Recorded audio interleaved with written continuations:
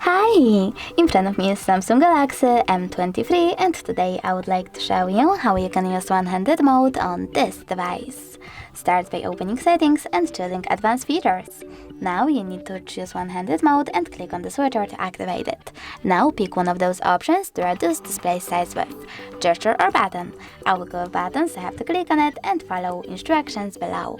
Double tap the home button. So when I do that, as you can see, one-handed mode is now on. If you wish to make it bigger, you need to drag it over here, top right or left corner of it, and if you wish to move it around, just click on this icon on the side. If you wish to go back into the standard mode, click on the blurry area, and if you wish to turn off one-handed mode completely, click on the switcher again.